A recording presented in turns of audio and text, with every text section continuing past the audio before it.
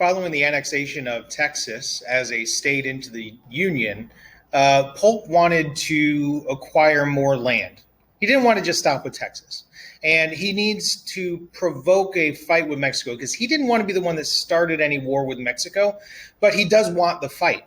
So what he does is looks at Texas, and the Mexican government disagreed with the Americans how big the state of Texas was. They said that Texas, the original state of Texas, was just something like this, that this was a disputed territory right here, right?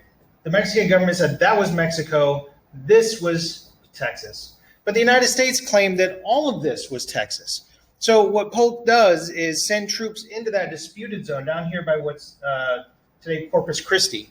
So he sends troops into that territory, and then when the Mexican government sees that, and they believe it's an invasion, they fire on the Americans, kill about 11 of them. At this point, message is sent back to Washington, D.C., saying that Americans have been killed on American soil. Disputed zone. But Polk uses this to ask for a declaration of war against Mexico, and there is an overwhelming support of this because remember, Polk was elected on promising expansion into the West.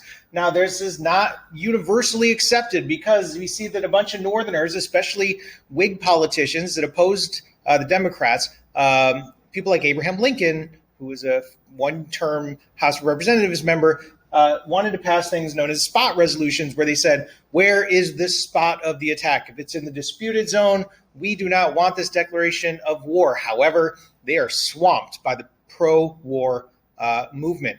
The people wanted this. And the biggest thing that Polk wanted was not more land for Texas, but to acquire California over here. Because at this point, they understand that California has gold. They understand that California is going to be important. And if they take California, they're going to get all of this land in between here. So they go to war. And the first thing that they do is, well, they send ships over here to take California, and they send a group of troops over here to occupy. Kind of a kerfuffle there, but they take California pretty quickly and pretty easily. By the time the troops get over there, the Navy has already occupied it. All right, war happens fairly easily for the Americans. There's this like pincher thing that happens. They get around Mexico City. They nearly occupy the entire county of Mexico, or the entire country of Mexico, and force the Mexicans to sign what's known as the Treaty of Guadalupe Hidalgo, which, sorry for the pronunciation, but in that the United States is going to take essentially the northern half of the Mexican country. We call it the Mexican Cession.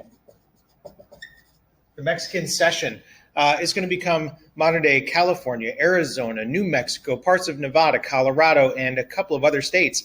And in return for the Mexican Cession, the Mexicans got about $15 million.